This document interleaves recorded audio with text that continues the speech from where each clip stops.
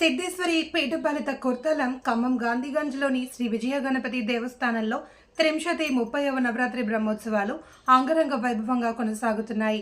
దేవస్థానం అధ్యక్షులు రాయపూడి వెంకటరామారావు ఆధ్వర్యంలో సుప్రభాత సేవ, విశేష అలంకరణ, విఘ్నేశ్వర పూజ, ప్రాతర ఉపాసనం, లక్ష్మీ గణపతి మూలమంత్ర పురస్చరణ, లక్ష్మీ గణపతి హోమం, గణపతి మంత్రావళి, స్తోత్ర పారాయణం, బలిహరణ, అష్టలక్ష్మి వైభవ దీపిక వారిచే సామూహిక లలిత సహస్రనామ పారాయణం, మహిళా భక్తులచే లక్ష్మీ గణపతి సహిత లలిత సహస్రనామ కుంకుమార్చన తదితర పూజా క్రతువులను అత్యంత నియమనిష్టలతో జరిపించారు. అనంతరం భక్తులకు తీర్థప్రసాద వినియోగం చేశారు.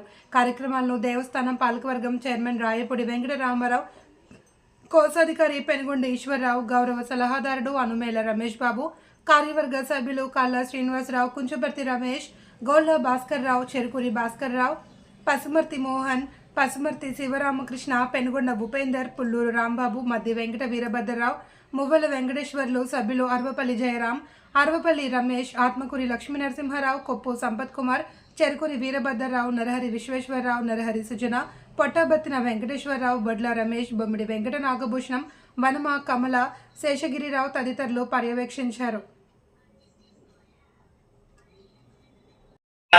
ఉదయం 7 గంటల నుంచి కూడా హోమ కార్యక్రమం ప్రారంభం అవుతును. ప్రతి సంవత్సరం కూడా చివరి రోజున ఎవరిని కూడా కూర్చోబెట్టే అవకాశం ఎప్పుడూ ఇవ్వలేదు.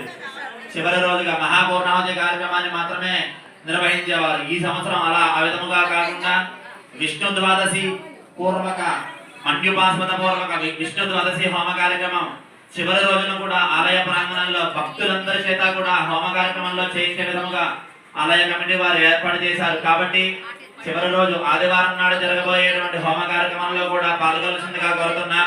అదే విధముగా హోమం తర్వాత మహాపూర్ణాహుతి, ఆ తదుపరిగా స్వామివారికి మూలమూర్తికి ఉత్సవమూర్తులకి ఇద్దరికి కూడా అన్నాభిషేక కార్యక్రమం నిర్వహించబడును. తదుపరిగా సాయంత్రం ప్రతి సంవత్సరం వలె సాయంత్రం చివరి రోజు సాయంత్రం స్వామివారికి సిద్ధిబుద్ధి సమేత విజయ గణపతి స్వామి వారికి పవలింపు సేవా కార్యక్రమం అంగరంగ వైభవితముగా నిర్వహించబడును. ప్రతి కార్యక్రమంలో కూడా పాల్గొని 8 గంటల వరకు కూడా ఆలయ ప్రాంగణంలో ఉండవలసిందిగా కోరుతున్నాం. అదే విధముగా రేపు అంగరంగ వైభవితముగా ఆలయ పరివారం